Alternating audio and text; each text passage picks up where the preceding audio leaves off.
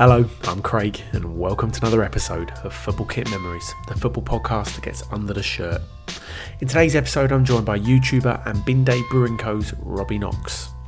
During our chat, I find out about Robbie's start in a TV business, spending his 20s working at Soccer AM, and more latterly, how he's grown his own YouTube account. Robbie also talks to me about his new brewery, its progress so far, and his aspirations for the future. Later, and as always, I asked Robbie to pick out his 3 favourite football shirts. Remember, you can listen to this and other episodes of Football Kit Memories on all major audio platforms, including Apple Podcasts and Spotify. Please do like, follow, share, but above all, please do enjoy the podcast.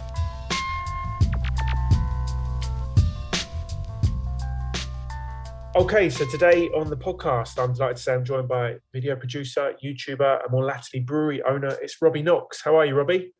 I'm very well, pal. How are you doing? Very well, thanks, mate. I'm really delighted we've been able to get the time in for this. I've been looking forward to having a chat with you. Yeah, no, I'm looking forward to it too. I like football shirts, so I'm keen. Wonderful stuff, wonderful stuff. So, Robbie, I wanted to first kind of talk to you about your YouTube account. Your background is in video production, right? Yeah, so to give you a brief history, I went to university, went to Canada for a year, came back, worked at a TV studio for a year as a runner, just making tea, then went to Sky and worked at Soccer AM for 7 years, then somewhere else for a couple of years, then started my own production company, and more recently I've started doing YouTube.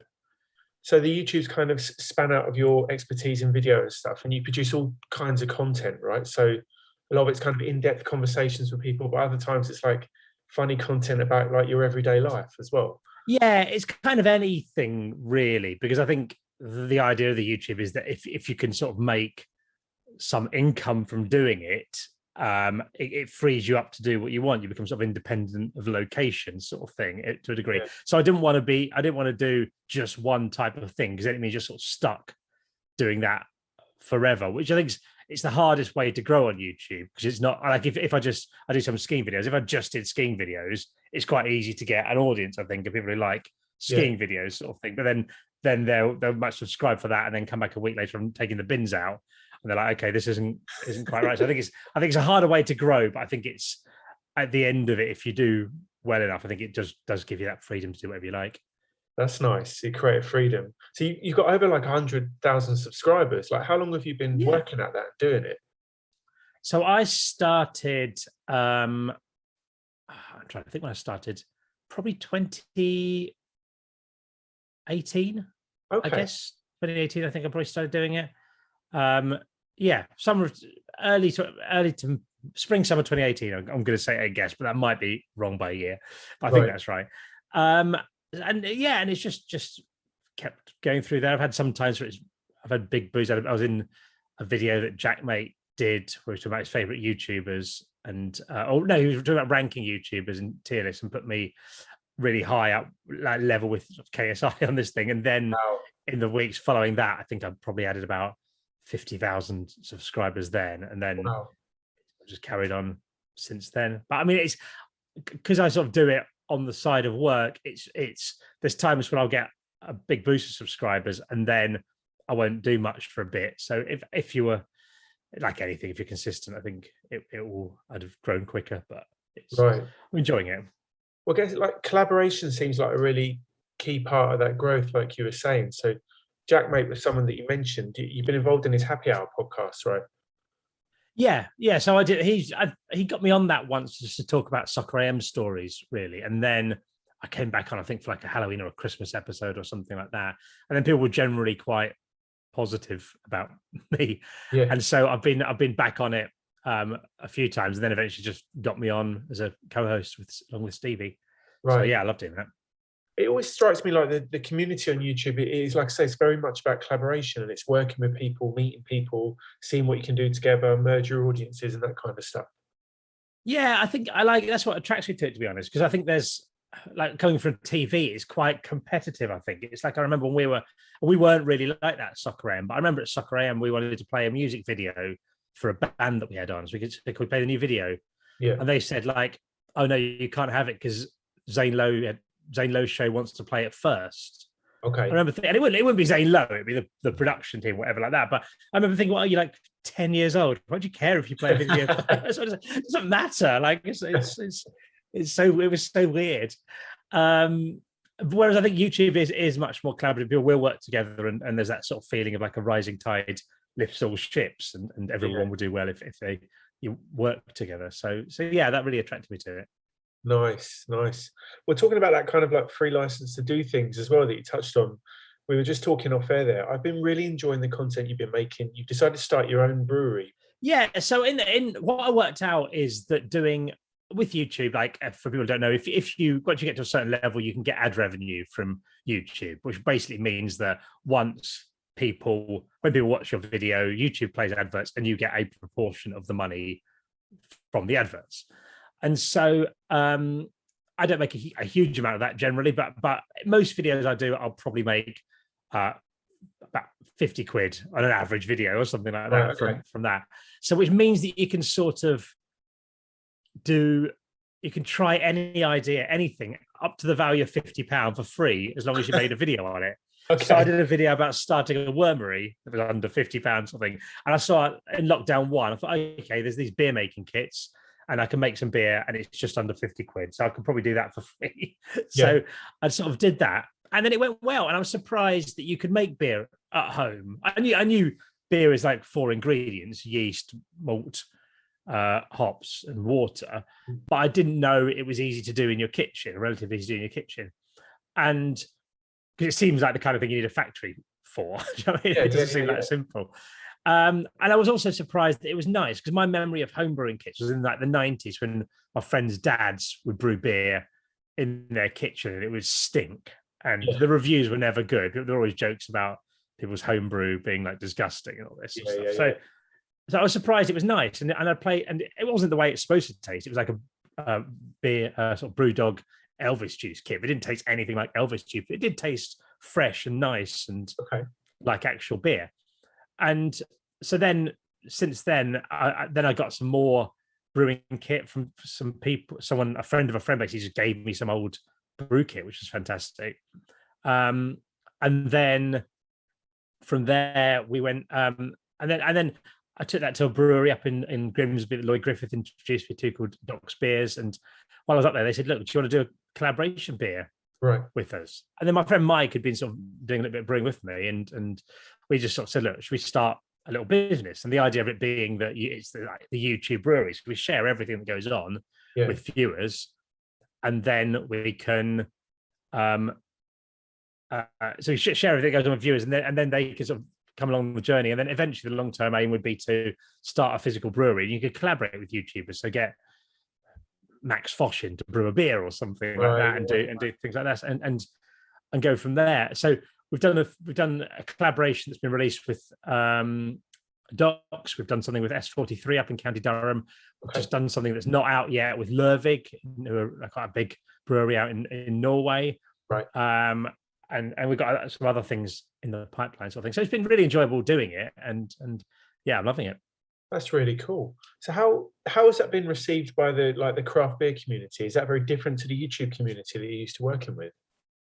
Yeah, I mean, the craft beer itself is a very sort of collaborative space as well. I think that's what I quite liked about it, was it's like YouTube, is that people will do these collaborations together.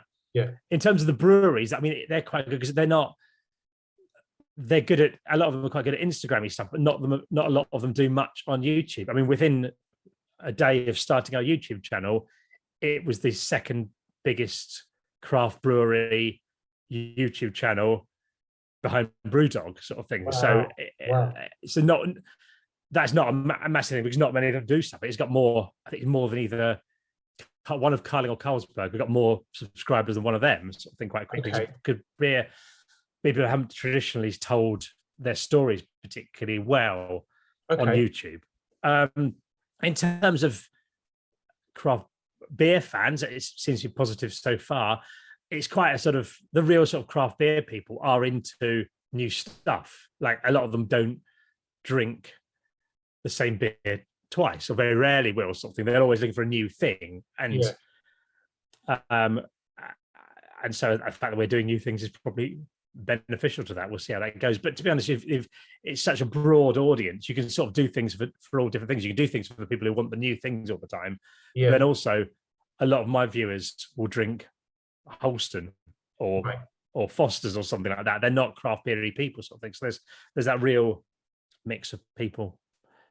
Do you know what I've really enjoyed about what you guys are doing is that it's very much story led, like you say, narrative led. But I think you've been honest all the way through and just saying, look, I'm just trying something here. We're not experts. We're working with people who are experts. Come and follow us on the journey. I think that's what's so engaging about it.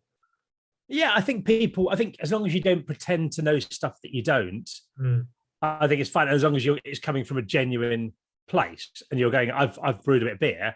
I've enjoyed brewing beer. I want to carry on brewing beer. I like to delve into doing it on some form of professional level, but I don't know anything about running a brewery and take people along the journey. I think it's fine. I think when I was younger, I probably thought, oh, you got to pretend that you know stuff, all that. Whereas I think it's a position of strength to say, I don't know the answer to this, because no one does. There's no way.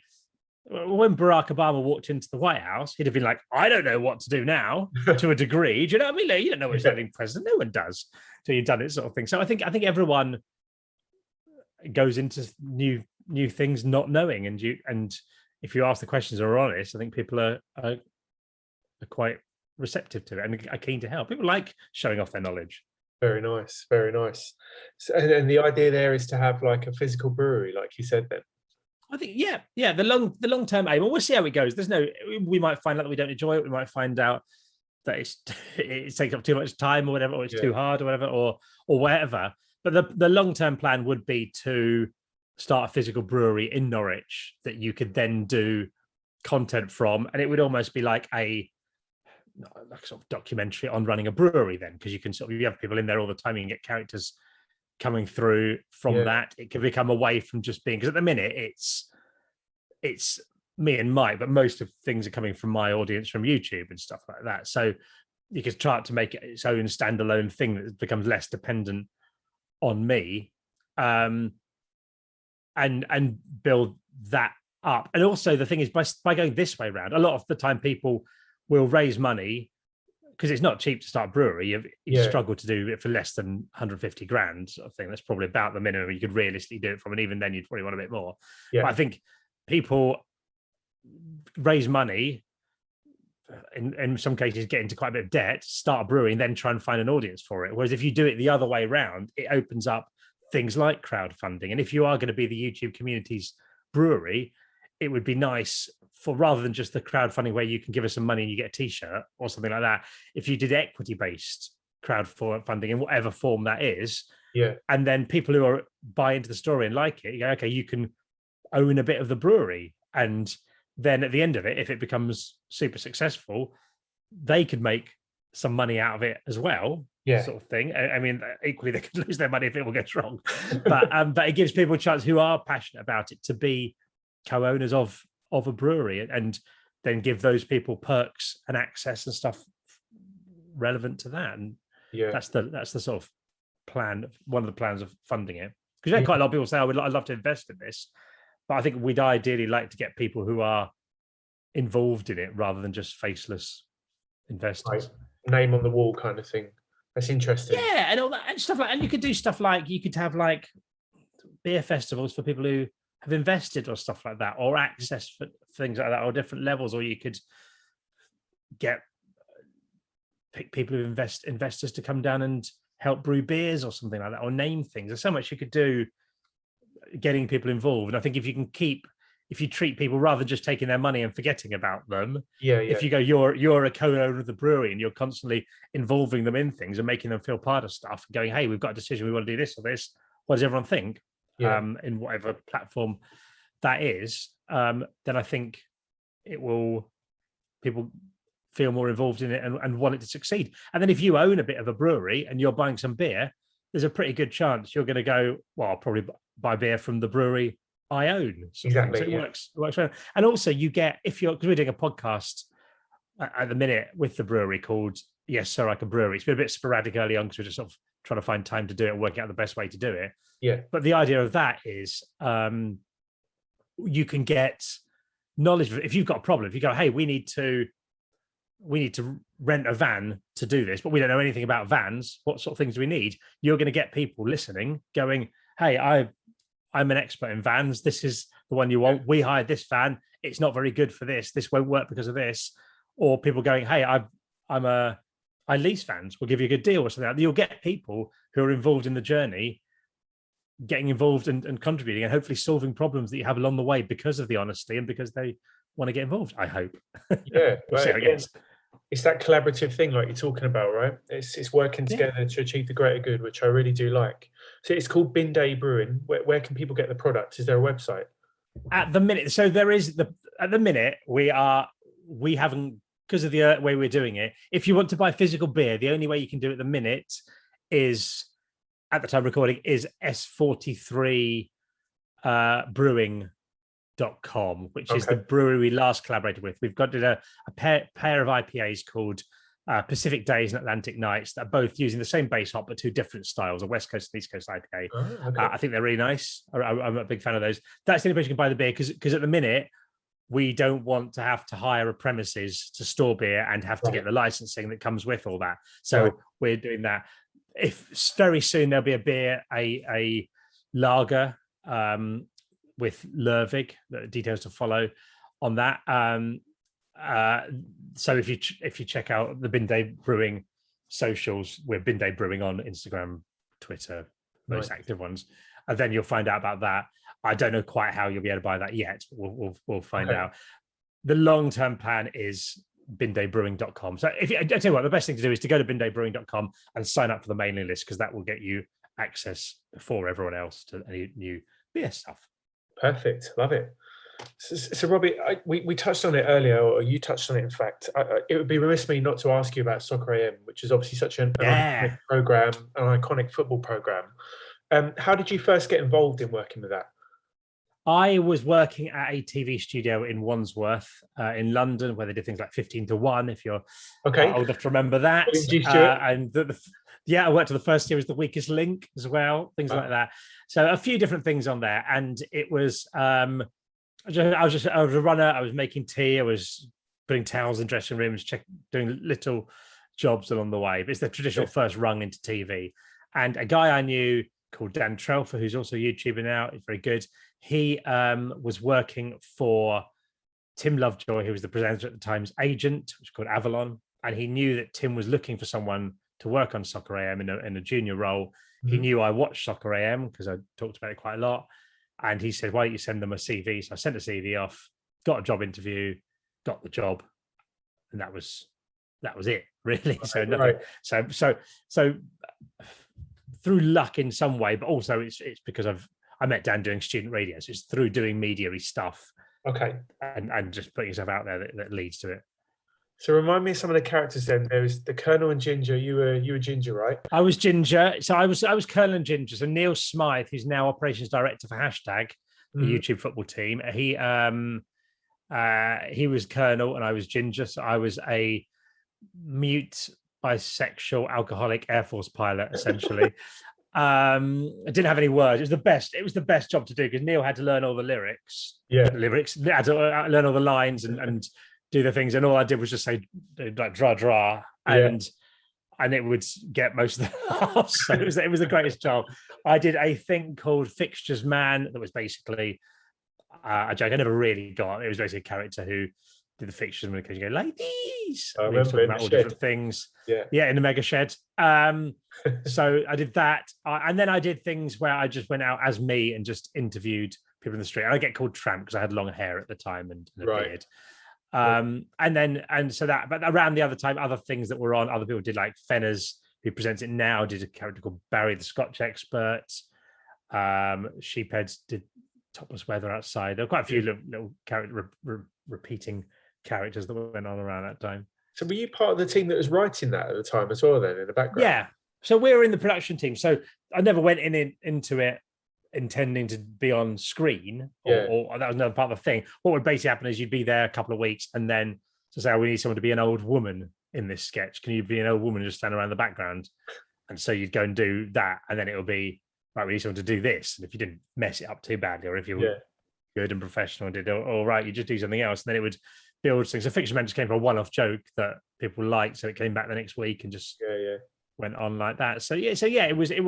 But people would come up to you and go like, "Are you all like, what do you guys do during the week? I go, like, we'll make the show." So my first job was like getting props in, getting costumes in, doing stuff like that, and then eventually I moved on to more editing, working with editors to edit things, going out and shooting things, and then my stuff became mostly guest stuff. So it was all like in some cases booking the guests, or someone else might book the guests, and then I'd phone them up, write the interviews, make sure they got there on time, make sure they brief them on the show, get them on set on time, take them away, take them to the pub after and send them home.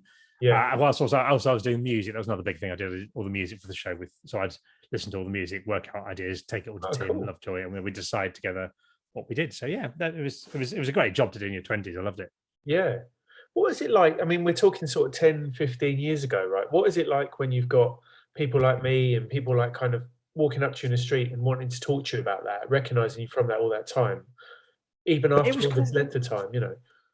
It was quite weird. It's a bit weird, but it's not. I don't think people talk about fame being good or bad, and I'm using fame in the loosest possible sense. But in that sort of 20s male audience, if you went out to the pub on a Saturday night, someone would always come up to you, sort of thing. So it was being relatively famous in a certain section of society. But I don't think it's good or bad. I mean, there's advantages or disadvantages of it, sort of thing. There's not. But people were generally really nice because everyone liked the show. I think it's different if you're famous for being horrific or something, or if you're divisive. But even when people come up to YouTube now, all my YouTube stuff's quite nice. I'm not slagging people off. I'm not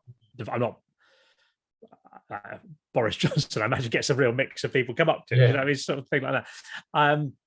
But I think it's just a different thing, and sometimes it gives you opportunities, and sometimes there are disadvantages to it, and that you lose a little bit of that privacy sort of thing. And it's you can be in a place talking to friends, and you sort of become aware that people have recognized you, and the people you're talking to aren't aware of this, and you're sort of carrying on the conversation with someone. You're also aware that someone over there is talking about it. It's quite weird. Yeah, but not in a bad way or something. You just are aware of it a lot of the time.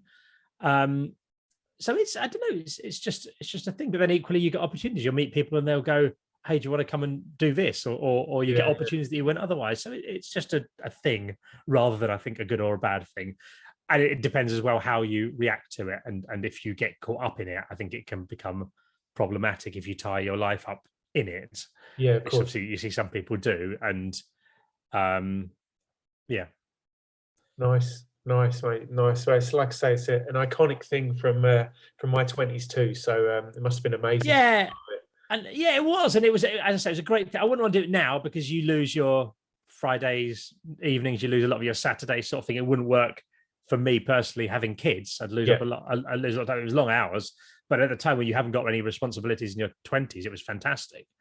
And at the time, we were aware of the, I guess, sort of cultural significance at the time, and that it was, in the terms of things, quite sort of special for what it was. And it did. When I left that, I was thinking, I don't really want to work in TV because there's no shows I like more than Soccer AM at the time, sort of thing. I was looking around, and I was thinking, there's very few shows I'd want to work on. I don't want to go and work on T4 or on this show that I hate, something like that. So I was aware at the time of what it was, I think, and I think we all were. Coming up, Robbie shares his football kit memories.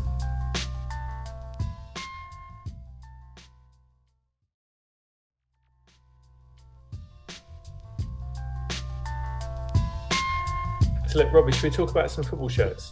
Yeah, let's do that. Okay, so the question I ask everybody on the podcast is, what do football shirts mean to you? I think as a kid, I think it's identity first of all. I think I think whatever you wear says something about you. People don't just pick random clothes. You don't go and just pick a random thing from Asda to wear. You say something like that. But I think when you're young, obviously it's my kids are where they've started supporting Norwich. We moved to Norwich in the summer. My 7 and 4-year-old, so they wear those and identifies them as Norwich fans. I think also it says things about things you've done. Like I know myself and quite a lot of people will, me less so now, but when I was younger, I would, if I went abroad somewhere, I would buy a football shirt from that place, and it sort of goes, I've been to here. This tells you some sort of story about your life or something that you've done there. I very rarely will just wear a random football shirt, even though I've got occasionally I will wear, like I've got a Belgium shirt from the 2000s that I got from when I was at Soccer Aid, because you get shirts sent in and there'd just be a lot hanging around the office. And take one. And so, but it's a shirt I just really quite like it as a shirt. It's got a weird shirt to wear randomly, but generally they mean something too if you are going to wear it, sort of thing. And I've got some sort of slightly weird shirts as well that I like FIFA. I just work for EA Sports, and when a new FIFA comes out, they tend to send me the game, and it will come with a sort of limited edition FIFA 22 shirt, sort of thing. So yeah, I don't know where it is. I've got it around somewhere. So there's things like that you get sort of weird ones, and there's football shirts I've played. We played in the first at Soccer Aid. We played in the first game at the new Wembley Stadium when it was open to the public, because you can't open Wembley. It turns out I didn't know anything about opening a stadium. You can't just open a stadium and have the FA Cup final in it. You have to have what they call ramp up events, where you test it with 20,000 people and then maybe 40,000 or something like that. So you can test all the sort of security and the facilities and everything to make sure, well, stress testing, if you will. So we played the first one. They gave I think 20,000 tickets to people who lived locally to come down and see the new stadium. And we played in a tournament there. So I am technically the first goalkeeper to win a trophy at the new Wembley Stadium. Wow. So I've got my shirt from there that I've meant to get framed for since that was 15 years, something since the stadium opened. So I've got that in a box somewhere, but my intention is to get it framed. So they mean, most football shirts I own will mean something to me. Right, nice. So let's talk about your first shirt that you've chosen, Robbie. It's the Liverpool home shirt from 91 to 93 by Adidas. Tell me more. It's my favourite football shirt. I'm a Liverpool fan. I grew up in Kent in the 1980s, and my friends supported Liverpool. They were good. So, and then when I got a bit older, I found out where Liverpool was. I was like, oh, that's very inconvenient for me. that's going to be a real issue to get to games. So I don't get me wrong, I've had lots of good times supporting Liverpool. Been to a couple of Champions League finals. I was in Istanbul when we won after being 3-0 down against AC Milan. But this is my favourite kit. It's so clean. It's the one with, if people imagine, it's the Adidas one. Candy is the sponsor. It's got 3 stripes along the arm, and it's just pure red. And it came off the back of one of the worst Liverpool kits, which is the sort of flecked candy one, which like the sort of like these little, it just looks like you've got dandruff essentially to wear it. It was a horrible kit. And even as a kid, I was like, this is absolutely disgusting. And you came with this really sleek thing. And it's the reason I did the school run today and I'm wearing Adidas trainers with 3 stripes down the side of it. It's because it was so cool at the time. These things impact you. And it's the reason that when I'm buying trainers, my first choice normally will probably be Adidas rather than Nike or whatever else. I think because these things, you pick a team with like clothes early on, don't you? You go, I'm into this because of that. So I think that's my dream, certainly my dream Liverpool kit. Yeah, so it leaves this mark on you, leaves this mark from childhood. That's really interesting. Yeah, and I wish I had. I'm sure I've still got it somewhere. I can't believe it would have been thrown away, but I can't find it in any boxes or something like that. But yeah, I don't know how old I'd have been then. I'd have been 13, 14. But the thing is, back then shirts were quite baggy, so there's a chance if I really slimmed down, I might be able to get into it. But I'm not sure how realistic that is. So, Robbie, your second choice is the Scotland World Cup '98 home shirt by Umbro. Yeah, it's not a great football shirt, if I'm totally honest. It's got that sort of slightly tartany. There's too much going on it. It's got the tartany colory bit on it, but it just reminds me of probably my favorite World Cup, not because it was necessarily the greatest tournament, although it was very good, but it came at the end of my 3 years at university. I was living in Norwich still for it. It was right at the end of some of the best 3 years of my life. England, and I'm a Scotland fan, but England and Scotland were both involved in it. There was lots of iconic things going on. It was the last World Cup Scotland have been in, and it was just a brilliant summer of just watching football, hang out with friends. Just a great time to be alive. It comes straight after Euro 96, which was fantastic as well. Yeah. And yeah, just a brilliant tournament and a brilliant time for me personally. So very much a time and place thing for you.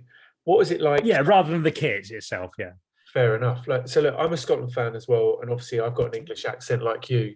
What was it like for you growing up a Scotland fan with an English accent? Absolutely fun, because it's not like, it's different if you did it the other way around, I think, because you're like choosing, like I've never lived in Scotland, but my parents were to Scotland. It was from a young age, or a whole age in Scotland. They got drummed into me to support Scotland, sort of thing, and I did, and I've loved it.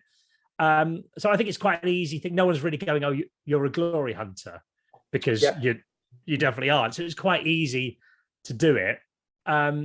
It's quite nice because Scotland fans in general have a much better reputation than England fans, because I know I'm not lumping in all England fans. I know there's lots of England fans who are great, but if you look at, occasionally people on Twitter will go to me, someone say, if I tweet something about "Yes, sir, I can boogie," they'll go, "Oh, imagine the best thing about being your team being the song you sing." I think, hang on, your fans this summer smashed up central London, have got yourself a stadium ban because you broke into the stadium. There was a lot of booing of the knee and lots of racism sort of stuff going on there as well. If we're singing a song, that's not that bad. Do you know what I mean? So, and I am saying it's obviously very much a minority, but I think Scotland fans are quite pleasant generally. It's quite inclusive. And yeah, there is the sort of rivalry with England. I'm personally not of the "I want England to lose" camp. I always start each tournament wanting England to do quite well. Right. But then by the end of it, because it's more exciting in the country. If England are in a tournament, it's better because the whole place is excited. It's great. But what happens through it is England fans are so obnoxious to me throughout it. They can't like I don't like West Ham beat Liverpool. I'm not going to, like, at the weekend.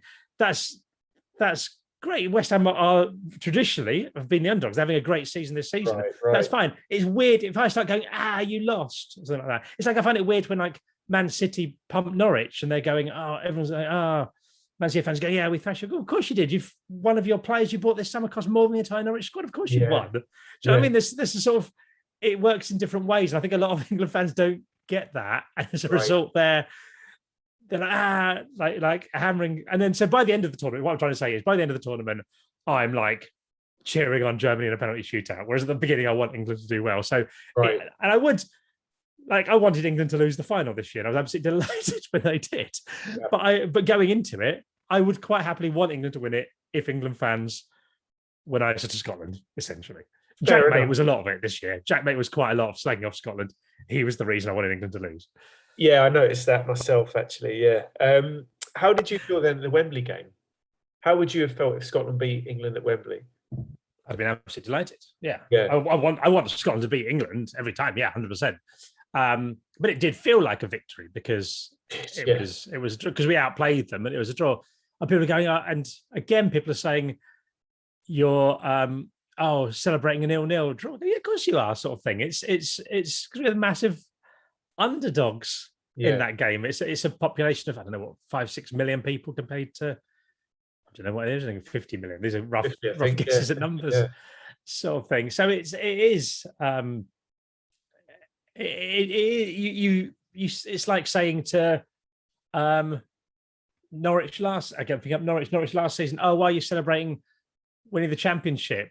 We're in Europe. Because it's different things. It's different levels of success for different teams. And the other good thing about supporting Scotland is that the best Scotland team has ever done is reach the group stages of a tournament, which means when Scotland reach the group stages of a tournament, they are the joint best Scotland team of all time. This summer was the joint best Scotland performance of all time. So it's like in 90, it might be going back a bit for younger listeners, but in 1990, when Cameroon reached the quarterfinals of the World Cup, it was this great story, really exciting story. It's like going to them, oh, you got knocked out in the quarterfinals, we reached the semis. Like, well, yeah, they're Cameroon. It's different. So I think for Scotland, it's. I think I remember talking to a Blackburn fan who said the worst thing that ever happened was Blackburn winning the league, because now it's so depressing. Because he goes, it was great for a year. He goes, but now it's like, oh, do you remember the time we won the Premier League and now we're rubbish? Something is like that sort of. He says it makes it like you go back and go, oh yeah, that was good, wasn't it? Okay. I don't know how much truth of that there is for everyone, but yeah. So I can't remember what I was saying now, but that. Well, look, as we're recording, Scotland might be on the cusp of getting to the playoffs for their first World Cup since '98. So, fingers crossed, mate, for a pair of us. Yeah. It's looking good, but like it's what I loved about being a Scotland fan is when we were in the playoff. I can't remember who it was against now. Serbia. Yes, in the playoff final there, and when they equalised in the last minute, and all my English sporting friends, because then all my English sporting friends are wanting Scotland to get through. This is the time where I'm bonding with everyone. They're wanting Scotland. They're going, oh, I can't believe it. I'm like, oh, you sweet naive things. This happens every time. It always gets to here. Lovely that you didn't expect this to happen. But I was like, yeah. This seems about right. It's the penalty shoot that was the unexpected bit. We'll see what happens. But it'll be incredible to see Scotland in the World Cup again. Absolutely. So look, your final shirt you chosen, Robbie, is a team with a little bit more success than Scotland. It's Barcelona home shirt, 92-95 by Kappa. Yeah, I got this. This is one of those trips abroad. I got this when I went away to Barcelona. And in the sort of 90s, you'd quite often get the sort of rip-off market shirts around. You know what I mean? The ones that my first ever Liverpool kit I got was one my mum bought me from Sittingbourne Market. You had to sew the badge on a red shirt yourself. And it was like, so it's the embarrassing one to have. But this is like buying, she had to seek out the actual shirt. I think I managed to persuade, I managed to have the money or whatever, I'll save up to get this shirt myself. And what I like about this is it's a great shirt. It's a sort of like a great period of time. Like I think it was like Romario, Stoichkov, Laudrup, maybe that sort of era of Barcelona. Yeah. And also what I love about it is the shirt from 1992 to 1995. Mm-hmm. That never happens now. And it was a sort of time where you wouldn't necessarily change shirts. You change shirts normally if you change sponsors or change kit manufacturers a lot of the time. There was a reason to change a shirt. Yeah. And I like that. It wasn't just every year we're going to bring out 3 shirts to rinse as much cash at you as possible. Yeah, you could be Barcelona and you go, we're just going to hang on to this kit for 3 years. I love it. Yeah. I mean, there's some really nice design touches on this one. Like the script in the collar, Barca script in like different colors, and half, and the kind of imprint as well, the Kappa logo, the Barca writing again. It's quality shirt, this one. Yeah, and it's a kit manufacturer that you didn't really get in Britain as well. It was like a bit cool, like this Kappa thing. It's a bit cool. And I still own the shirt, and it's the only football shirt I wear other than to play or watch football. I mean, I'll wear Scotland shirts to watch it, but I'm not a type of person who will wear a Scotland shirt around. I won't wear a Liverpool shirt around. I won't wear this, and I'll wear them to play football or something like that. But I will watch. But it's the one I think it's such a cool shirt. I will wear it as a fashion item, out and about now, and it still fits me from whatever year it was I bought it. So, yeah, I love it. It's tighter than it was, but it's slimmer fit. I like it. Well, it was a period of baggy football shirts. So now the baggy football shirt now fits in with a more slim fit pattern. It's perfect. Robbie, that was absolutely fantastic, mate. Thanks very much for sharing your football kit memories with me. So people can find out about Bin Day Brewing on binDayBrewing.co.uk, you said? binDayBrewing.com. So yeah, just go there if you want to sign up for the mailing list and you'll get updated on the latest things. If you want beers now, you can go to s43brewing.com. Come and join the adventure. Follow you on YouTube as well, Robbie Knox, and socials. YouTube. I'm Robbie Knox on Twitter, Mega Robbie on Instagram. You can find me if you know how the internet works. People just use the internet and find me in whatever way you want. Lovely stuff, mate. Well, absolute pleasure to talk to you. Thanks so much. Brilliant. Cheers, Craig. Thank you.